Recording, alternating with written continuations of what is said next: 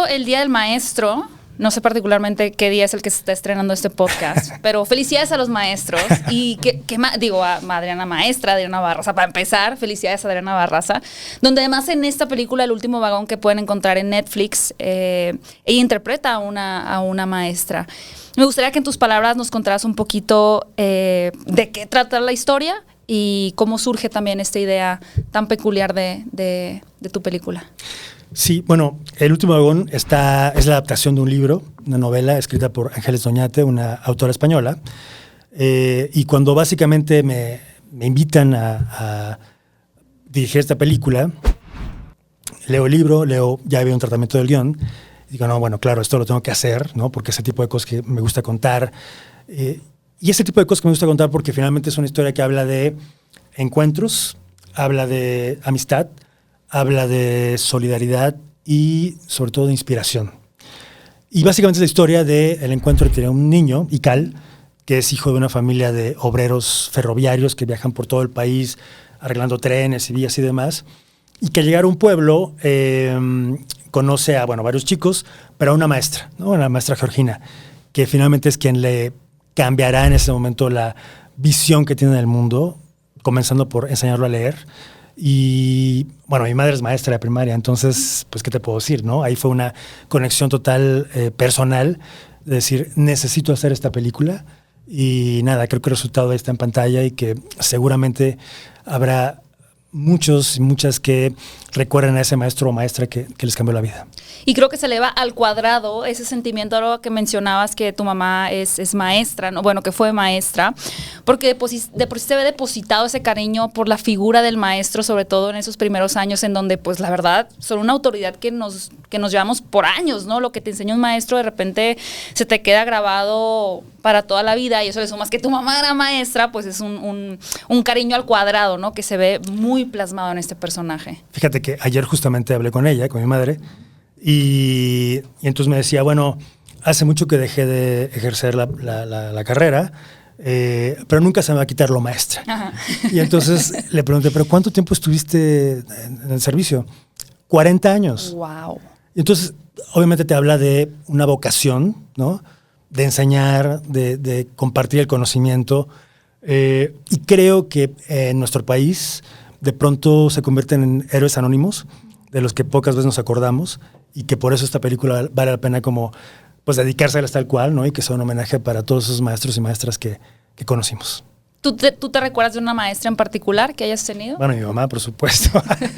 No, ¿tu mamá te daba clases también a ti? No, nunca me dio clases. Okay. No, pero bueno, mi casa siempre estaba llena de exámenes y de tareas de los alumnos. ¿Los revisabas de repente? Pues ahí echaba ojo. Pero bueno, puedo decir, obviamente, muchas figuras, pero creo que muy importante también mis maestros del CUEC, ¿no? De la Escuela de Cine de la UNAM, bueno, ahora ENAC, que pues nada, simplemente me cambiaron ahí como la visión del cine y me enseñaron todo lo que hasta ahora sigo aplicando en mis películas. Qué interesante. Quizá más adelante te pregunte por la parte de la carrera, pero para no salirme de la película, porque luego así me voy yo y mi tren de pensamiento se va a otro lado. Los niños, mencionaste Close. Sí. Y creo que lo que hizo Lucas Dont con el trabajo de los niños es muy bueno, y lo que hiciste tú aquí también, porque es una naturalidad con la que actúan los niños. No sé cómo fue tu proceso de casting y cómo trabajaste con ellos antes de llegar ya a la filmación. Bueno, vimos a muchísimos niños y niñas. Ajá. Hubo todo un equipo de casting que se fue de scouting a Tlaxcala. De ahí surgieron dos de ellos, Diego Montesoro, que hace a Chico, y Ical Paredes, que hace a Tuerto. Uh-huh. Ellos nunca habían estado en un set, o sea, es la primera experiencia que tienen. Y Carlos Isaacs y Frida Cruz, que son Valeria e Ical, ya habían hecho algunas cositas por ahí. Ok. Entonces todo el proceso de preparación fue una parte con Marco Aguilar, que hizo el casting. Después se integró Úrsula Pruneda como acting coach. Y digamos que cuando llegaron al set, pues yo me convertí en el maestro, ¿no? Ahí tal cual, así de, a ver, compañero, usted aquí, me refiero muy profesionales, muy como, de pronto me dicen, es que seguramente fue como un juego. No. Eran jóvenes actores profesionales que tenían llamado, que estudiar, líneas que aprenderse, concentración absoluta, ¿no? Y si salían un poquito de huacal, porque obviamente pues echaban relajo, pues era como regresarlos, ¿no? A la concentración y al respeto sobre todo al set. Así que nada, fue padrísimo y los 4 son unos hallazgos increíbles que espero los podamos ver más en más películas. Claro, ¿tienen interés ellos por la actuación? Sí, de hecho los 4 están básicamente, bueno, ahora están muy motivados obviamente por la película. Claro. Pero bueno, vamos a ver qué dice el futuro, pero yo creo que los 4 tienen muchísimo talento y todo el potencial para dedicarse a esto si es que lo deciden. Que luego la química también entre ellos es importante, ¿no? Porque en solitario puede ser espectacular la actuación, pero ya cuando los juntas con un grupo puede que no fluya tanto, ¿no? Y aquí sí funcionó muy bien. Totalmente, pero además, bueno, un set, sabrás, ¿no? Es siempre un ejército de personas que están alrededor, claro, una cantidad de elementos que hay que cuidar, ¿no? Y que si la marca, la luz, el foco, el diálogo, si pasa la nube, se va la nube, la lluvia, todo, el perro. Entonces, nada, fue como, yo creo que una maestría para ellos, ¿no? De aprender muy rápidamente cómo funciona un set y de aprenderlo y al segundo o tercer día ya estar como unos profesionales ahí plantados. Otro aspecto que me llamó mucho la atención de la película es el oficio del ferroviario, ¿no? Como que son estos oficios que no vemos con mucha cotidianidad, o sea, incluso se enfrenta a este oficio tan común, pero que es poco de repente honrado, que es el del maestro, y uno que ante ojos de mucha gente es casi invisible, ¿no? O sea, tú pasas por una vía del tren y nunca te pones a pensar. Hay gente que sí le gusta hacer ese ejercicio de, ¿quién habrá hecho? Sabía, pero es la minoría. Sí. Y me pareció muy bonito también, ¿no? Tener ese espacio en donde puedes ver personas que con mucho esfuerzo, pues construyen esas vías que de repente para mucha gente aparecieron ahí por arte de magia en el Big Bang, ¿no? No, totalmente. Además, un trabajo durísimo. Sí. Durísimo, de miles de trabajadores que hicieron pues toda la red ferroviaria de nuestro país, ¿no? Mucho de eso todavía existe. Y era muy interesante como abordar toda esta parte como de ese universo, digamos, ¿no? De la gente que vive o vivía en los trenes, se movía de un lugar a otro, se instalaba, arreglaba las vías, no sé qué, y se movían a otro lado. Entonces me pareció, y eso lo planteé el libro, como fascinante poder retratar eso y que fuera como el punto de partida para todo lo que pasa después en la película. Sí, es bien bonito cómo de cierta manera estos dos oficios impactan la vida, la cotidianidad de la gente, pero no siempre se les da ese lugar, ¿no? De traerlos a la memoria o... Puros héroes anónimos, digo yo. Héroes anónimos, exactamente. ¿Y conoces si este efecto, vean la película para que vean un poquito del diseño de cómo viven esas personas dentro de algunos vagones?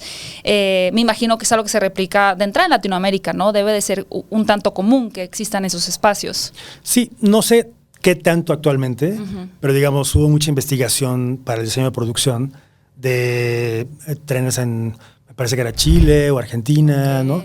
Pero bueno, en México también muchísimo. Y nada, como recrear ese sentido de comunidad y esas pequeñas casitas que se van moviendo, que me parecía poético y hermoso, ¿no? Y sobre todo, bueno, el trabajo de Antonio Muyer, que es el diseñador de producción, fantástico, sí, ¿no? De reconstruir todo esto. Ya verán la película, pero bueno, finalmente todo es parte de ese diseño y se construyó para la película. Así que, pues nada, imagínate qué emoción de pronto llegar al set y tener ese conjunto de trenes y de vagones ahí para filmar. Me imagino que a los niños les llamaba la atención también, ¿no? La casa de la maestra, por ejemplo, sí, es como un museo. O sea, como que tú, si pones atención a los detalles, que los invito a que lo hagan, te hace sentido el que la maestra tenga ciertos objetos, ¿no? Como, claro, eso seguramente lo acumuló en tal lugar y ahora forma parte de su cotidianidad, pero visualmente genera como que ese espacio de calidez, ¿no? Que recuerda mucho como la casa de la abuelita, etcétera, y es muy bello lo que se construyó adentro de un vagón. Y algo muy bonito que pasó también en ese sentido es que teníamos algunos de los extras que eran verdaderos empleados, bueno, obreros pues del tren.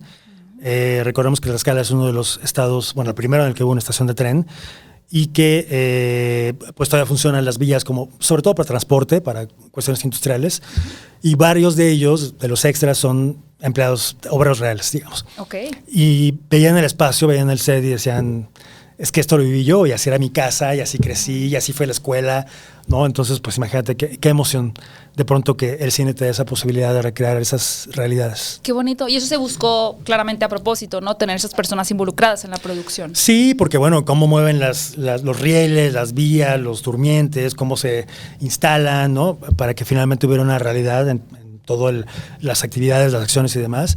Entonces, y bueno, además que teníamos un casting padrísimo como de, pues unos señores ahí que han dedicado su vida justamente a eso y que están ahora en la película, ¿no? Unos rostros increíbles, presencias increíbles, además con un gran entusiasmo y con un compromiso así total.